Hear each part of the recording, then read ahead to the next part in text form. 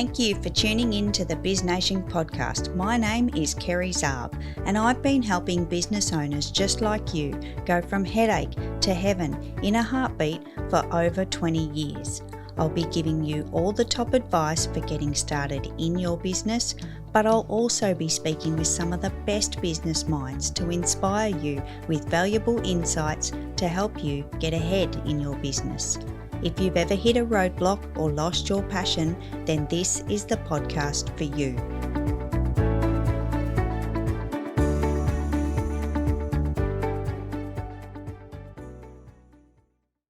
Welcome to the BizNation podcast. I'm Kerry and this is episode 61. I'm very excited to have with us today Annette from Awards Australia. Annette joins us from Melbourne, and being a really close neighbour to me, it's lovely to have her on the show. Annette gave up the battle to resist joining the family business in 2005 and has embarked on an amazing journey of self-education across social media, online platforms to support the business, and also, as if that wasn't enough, Annette has started a podcast, a passion project during the COVID pandemic. Wow. Welcome to the show, Annette. Hi, Kerry. Thank you for having me on. Oh, you're very welcome. I really appreciate your time and thanks for being here. And we're just going to dive straight in and unpack this episode for the listener. So, Annette, would you be able to share with us your journey and, just a little bit of how this all came about for you? Sure. Well, my husband used to work for an awards company 39 years ago. And when the owner wanted to retire, we always say we like the business so much we bought it. And so we've owned it since 2005, and I was moonlighting as a bookkeeper up until 7 years ago when I actually came into the business as a proper employee. I knew nothing about the business. I knew about the books, but yeah, wow, just awards programs just are great. You just see so many great people, and yeah. So, but when I came in here, they did everything the way they'd done it for the last 20 years. They were faxing instead of email marketing, so no social media or none to speak of, and doing ticket sales over the phone. So hundreds and hundreds of ticket sales, and then a manual invoice posted out to the ticket purchaser. So, wow. So let me just say, when I came in, I've been working for a large company. I was an office manager for 200 people, and I came in and there was a lot of change in the first year. I bet. Wow. Yes. So how did all that transpire and how did everybody else adopt to that? Like, you've come in and obviously being a family business, there's a lot of grace with family members, but what a transition. Like, that must have been epic. Yeah. Well, some people didn't like it. We had a staff then of about 5. We've got 10 now. It was difficult, but once they saw the change and the automation, people just really got on board then. And I keep changing things up. Everyone does groan when I go, I've been researching this new software. And yeah, that's the key. That's one thing that I live by. If you don't like change, you shouldn't be in business, because things just need to evolve all the time, I believe. So what were some of the major, like, other than the moving from manual systems to automated systems, what happened in particularly the social media space? Like you said, there was no presence before? No, once a week we would do an FF, which was a Friday follow, and you weren't really posting, you were just getting the 2 or 3 people that had liked you that week and you just sort of FFs them. I didn't even know what it meant, but we weren't posting, we weren't commenting on people's posts. We run 14 award programs, and each of those has their own social media pages. So we've each got Instagram, Facebook, LinkedIn. So social media is a beast now. Yeah. And we've got a part-time graphic designer who helps us with, some of our fun graphics. And so we just literally have 2.5 people who probably half of their day is on social media. Wow, that's insane to go from so little to so much in a short amount of time. I can imagine what that looked like. So, Annette, share with us, because did you know social media prior to this? Was this your space at all? Were you involved? Yeah, it was. I just love technology. So every time there's a new social media thing, I'm onto it, and I'm researching it. And I always have approached social media like a science. So as I say, I research it, I work out the algorithms, I just have fun with it. So I like to inject that into the staff instead of just a drudgery.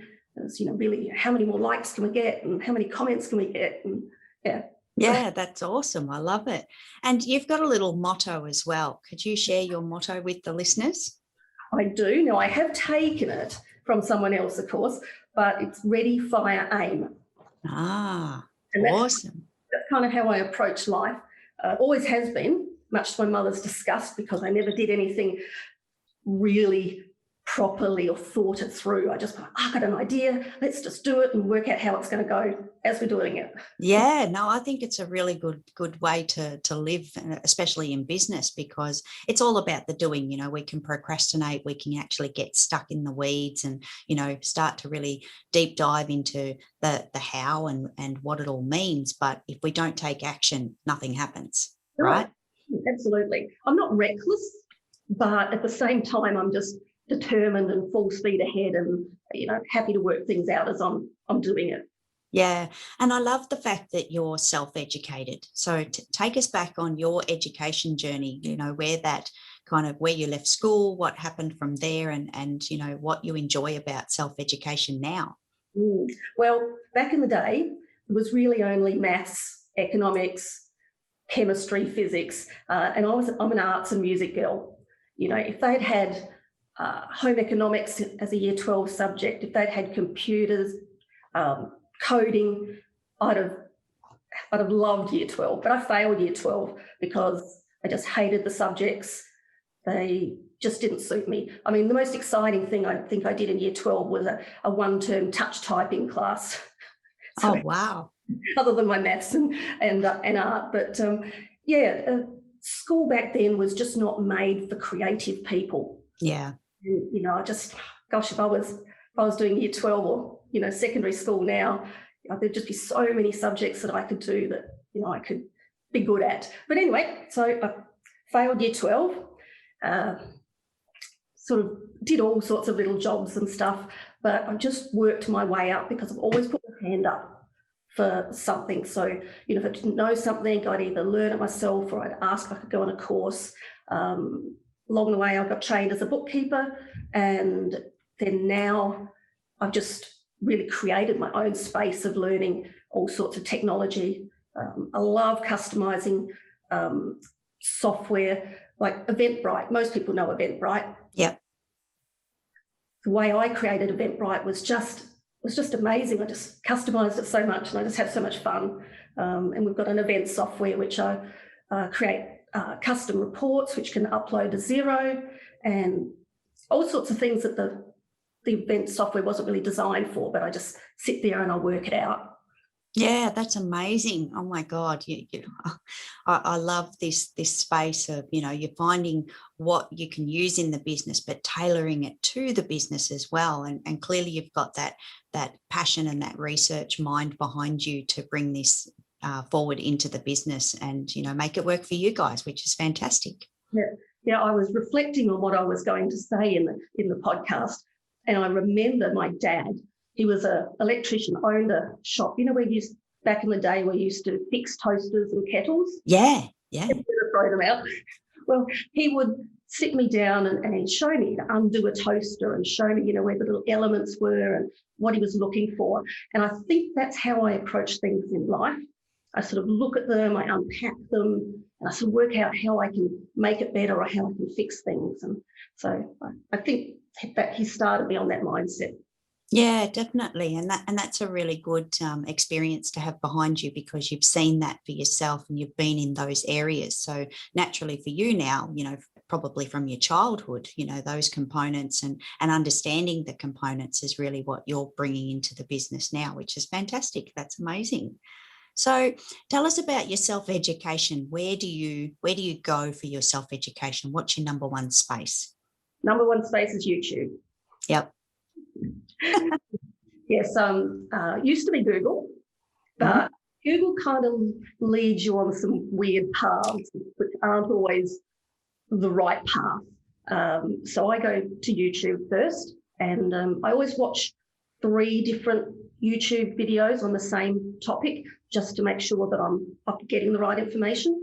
And then I just freeze the shot and go and practice what was happening and then come back and Yeah, that's interesting. It's interesting that you mentioned that, because with YouTube, I've used the same method, and I'll actually have like 2 screens. I'll have YouTube open and the actual, software that I'm working on, and use it side by side. I'm constantly hitting pause and then doing it myself. I learn by doing. It's a doing thing in my brain more than reading. And I think the visual aspect of YouTube really helps us, with those screenshots of the processes, and you do it a few times and it just gets embedded in your grey cells, and you can go forward from there. Would you agree? Oh, I do. Yeah. And I think I'm halfway between a visual and an audio learner. So YouTube is great because I've got kind of both of those. Yeah. Yeah. Awesome.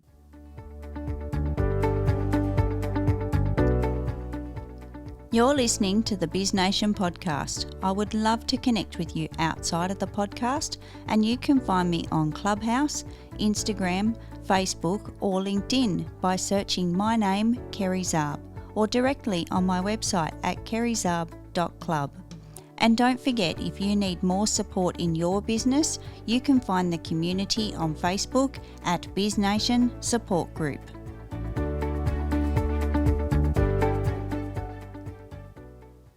So with your social media self-education and that journey that you've gone on for the business, did that come from YouTube as well, or some of it, pieces of it, or other platforms? Or was it just test and measure across the platforms? It was mostly test and measure. Back in the day when I was really learning it, I was using Google then. Didn't know about YouTube 7 years ago. Once one of my sons got me onto YouTube, I haven't been able to stop watching it. So, but yes, we're just a lot of test and measure. Yeah. And with LinkedIn, I've really been working on my LinkedIn and done a couple of online courses on LinkedIn, and we had social media company come to help us with our Awards Australia social media, because we tend to forget about that. We were thinking about our programs more than our actual company. So they said, oh, let's have a look at your LinkedIn. And they couldn't pick a fault in it, so it was great. Oh, amazing. Oh, that must have been so rewarding to get that feedback from their little audit, and oh, you must have been so excited. Yes. The Awards Australia pages, not so much. We're working on those. Yeah, I think there's always pieces that are a work in progress, no matter, what stage of business you're at. There's always areas to improve, and things change. Social media changes all the time. How do you keep up with that, Annette? I don't know. There's the answer to that one, but I just keep trying. As I say, we test and measure. For our business, we've gone off Twitter and we're focusing more on Instagram. Yep. So we don't do anything on TikTok. I've got a personal TikTok and I've been looking at that, but I don't know that it translates for our business, but there might come a time when we would do that. I'm playing around in Clubhouse, where we've met a few times. Yeah. And look, it hasn't got us any business yet, but it has got us some nominations, because people are interested in like, oh, what do you do? So, often people will be emailing me and so we've got some nominations, so that's good. Haven't got any clients yet, but yeah, early days though, right? Like it's, really just started, and I think everyone's still finding their place. And, it's like every social media channel or platform that comes into the world, it takes a while for things like the dust to settle and people to work out, how they're going to use it. I think that's one of the biggest things. Is it where your audience is, is that the best platform to be on? Like you said about TikTok, not every business relates to TikTok. It's quite an interesting space. I love it quite a lot and spend a lot of time on it. And I think it's interesting, the whole YouTube space, because I'm finding a lot of education on TikTok now. So that's started to move across. And I think I like the fact that it's a minute. It's not a 30-minute, kind of video that you have to watch. Sometimes you can get a really small snapshot of a little hint or tip or something from TikTok. So I really like that platform for that reason as well. Oh, cool. Yes, well, I practiced starting a room last week, but there were a few crickets. Oh, yeah. I think I've got to get the marketing right, people on board. Yeah, definitely. Yeah. And again, early days, Clubhouse is fantastic. I know a lot of people are adopting to it. The fact that it's still on iOS only and by invite, I think, it's still slightly limited, but it's expanding so quickly. Like massive things are happening in that space. I remember joining a couple of months ago and it grew very fast. Like I think it went from maybe 1 million users to like 8 million just in a matter of weeks. So I think that's going to keep growing. And I think it'll present itself how we can use it. That'll come to us in time, which we just need to keep our minds open to these opportunities. Yeah. Now LinkedIn's creating some sort of audio platform too. Yeah, there's a few getting around, and I think it's like anything, like when TikTok really exploded and Instagram brought out the Reels. I think they all kind of look at what their competitors are doing and look for opportunities to tap into those experiences as well, which is great. I think it gives us choice and opportunity, and I enjoy when new platforms do, either new platforms or existing platforms do new things. I think that's amazing. Yeah, yep, me too. And another good place for learning is LinkedIn. I read a lot of articles on LinkedIn. Yeah, exactly. It is good for articles. I always considered LinkedIn my newspaper. I always had it kind of in that little basket. I had Facebook for the family/business social space. I had Instagram as I called it my nightclub because it was all kind of fun and happening. And then LinkedIn was the professional space for those articles. So I agree with you on that one. That's a really good point. So Annette, tell me about your podcast. What is your podcast about? How did this come about? What was the why behind this story? Well, where do I start first? It's called Inspirational Australians. And during COVID, when we were locked at home, we, as an event management company, had to cancel all of our gala dinners. Me, as a bookkeeper, had to refund upwards of $70,000 worth of tickets. Ouch. Which took a lot of time, and it was really depressing. So I just sort of sat there and went like, what can I do? What can I do? I just need something to re-energise me. And we'd always been talking about, we should have an alumni for our winners or our finalists. And I went like, I can just do a Facebook group. So off I go, email people. That was great. We only got about 800 people, but, it's a pretty cool little group. And then I went like, we've got all these great people with all their great stories. Why don't I do a podcast?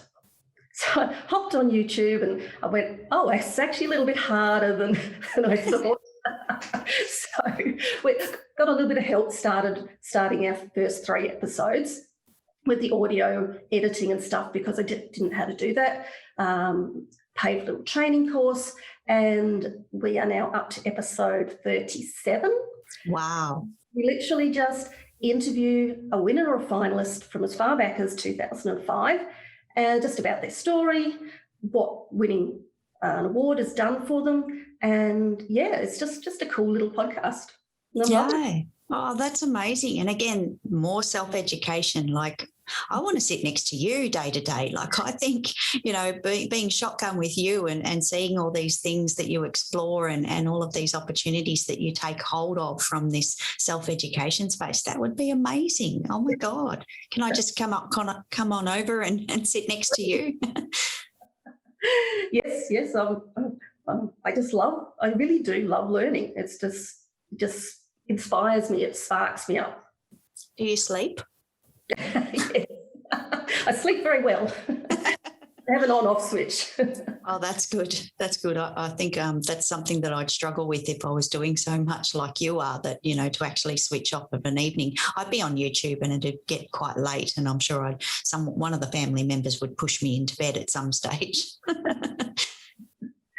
Oh, yes. Yeah, no, it's all good. So episode 37, did you say? Episode 37. So you've been going weekly episodes? Yep, weekly. Just 1 week in January. We just missed an episode, and I went like, oh, well, I won't be too hard on myself.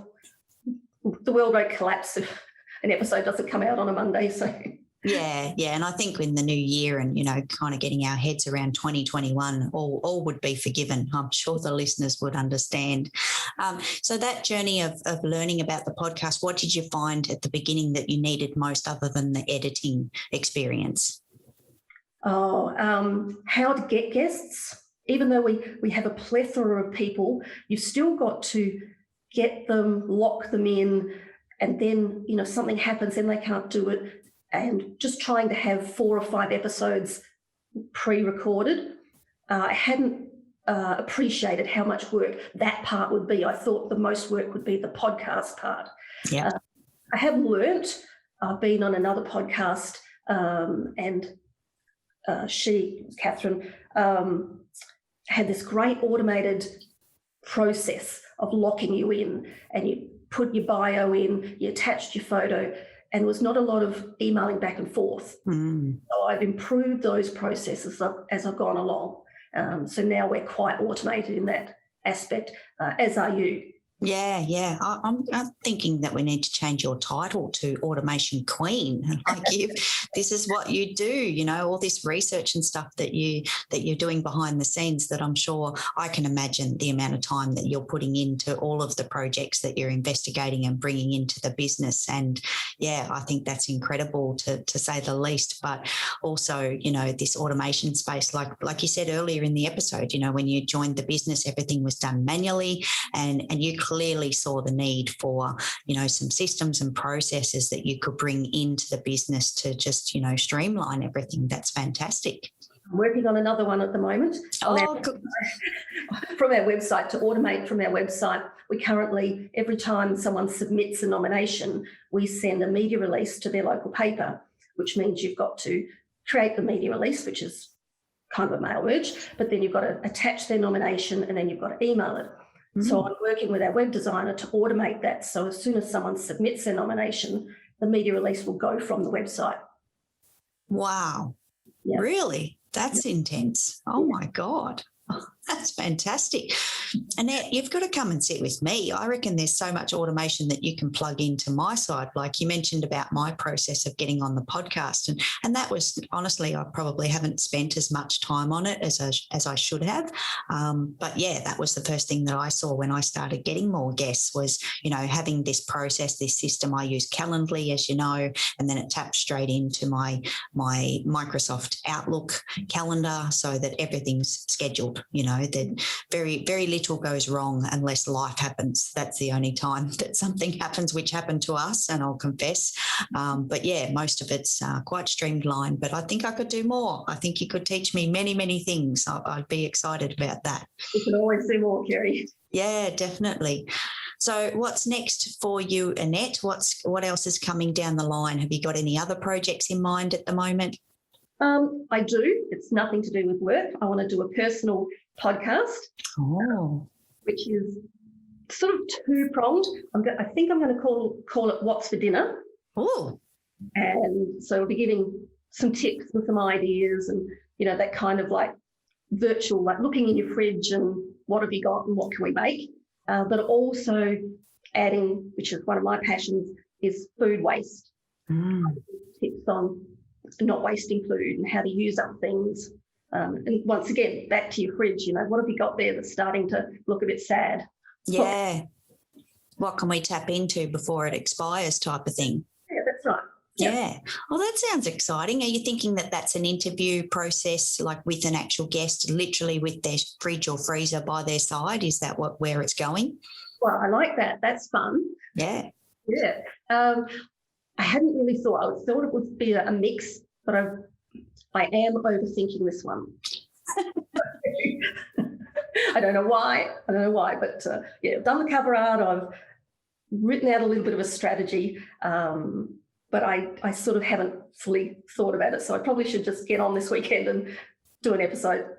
Well, you could just hit record, and even if it's just your intro about what the show's going to be about, that might actually help you unpack it, to actually do that recording a couple of times and come up with some different versions of what it's going to look like. Sometimes it almost becomes it's literally a sounding board. You chatting to the microphone about the podcast as your intro may unravel exactly how it's going to go. That would be cool. Yes. Yes, I think people, when they pull up at the lights, think I'm crazy and that I'm talking to myself. I'm just interviewing myself. Yeah, that's it. I love that. Thank you. Awesome. So, Annette, before we wrap it up, where can we find you? Well, you can find me personally on LinkedIn. Hopefully people will see me on Clubhouse because I try to get on most nights. And just LinkedIn, I think, because that's got all my contact details. If anyone wants to contact me, I've got my phone number and my email there. I'm up front with my contact. Awesome. If anyone does know of someone that wants to nominate, or someone that's doing something great, pop to my LinkedIn, shoot me an email. And what we do now is we don't get people to write out a whole submission. Say they want, Sally down the road's been volunteering, she's amazing. We just need to have Sally's contact details, and then we contact Sally. She answers the 5 questions because she knows best what she's done. Yeah. And that way we're getting a lot more nominations and better quality too, nominations. Yeah, that's fantastic. I'm going to pop some links into the show notes for the listeners. And this has been amazing. Thank you so much for sharing your journey, your story, all that self-education and methods that you use. It's really been a lovely, lovely chat today. Thank you. Thank you, Kerry. I've enjoyed it too. No worries. We'll chat really soon. Take care. You too. Bye. Thank you for tuning in to the BizNation podcast. It was lovely to share this episode with you. Remember to subscribe to catch all future episodes, and I would also very much love it if you'd leave me a rating or a review. Until next time, remember that you can also go from headache to heaven in a heartbeat.